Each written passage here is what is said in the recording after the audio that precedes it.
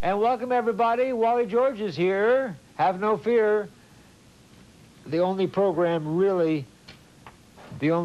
program really worth watching, because I sit here in my Wally uniform saving America along with our great president.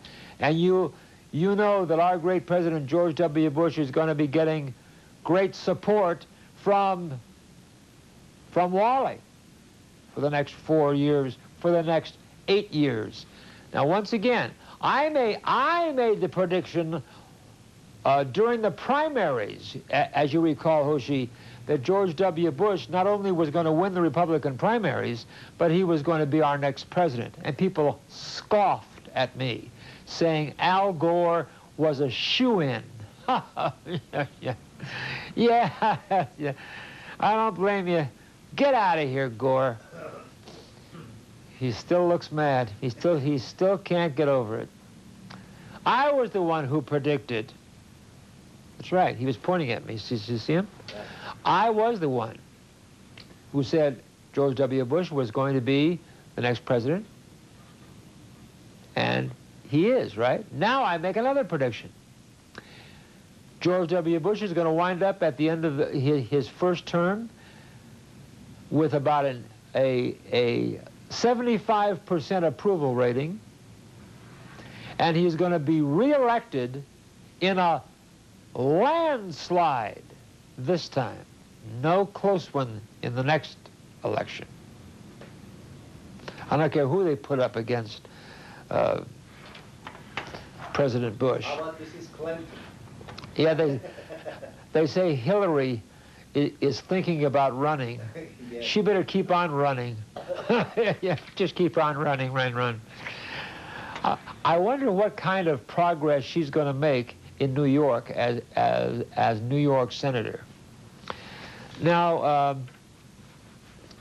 do I have time for a little more? Yeah? Okay.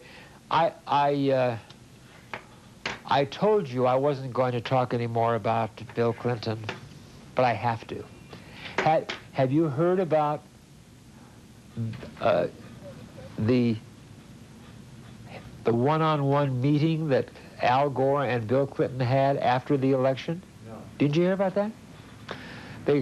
Bill Clinton and Al Gore tried to keep this out of the news, but right after the election, before Bill Clinton crawled out of the White House,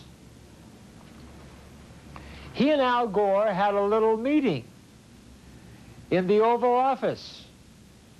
And they say, sources that know, say it was a knockdown scream fest, that they yelled at each other.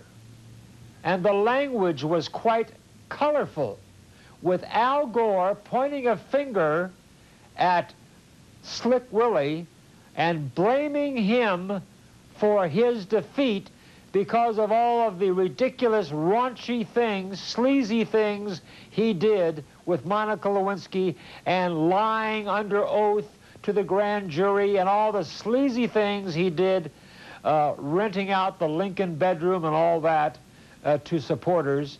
And then Bill Clinton yelled back, according to informed sources, yelled back that Al Gore would have won if he had run on Clinton's economic policies.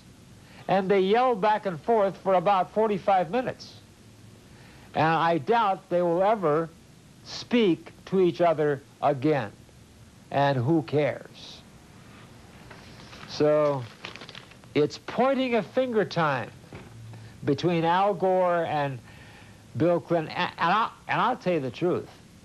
I think Bill Clinton is kind of happy that Al Gore didn't win the election. I don't think he ever liked Al Gore that much. Anyway, don't forget the Wally George newsletter. I can tell you things in my newsletter that I can't tell you on the air. Send for your personal newsletter. Only $20 per year, 12 issues for 20 bucks. Send cash or check to Wally George, P.O. Box 4942, Garden Grove, California, 92842.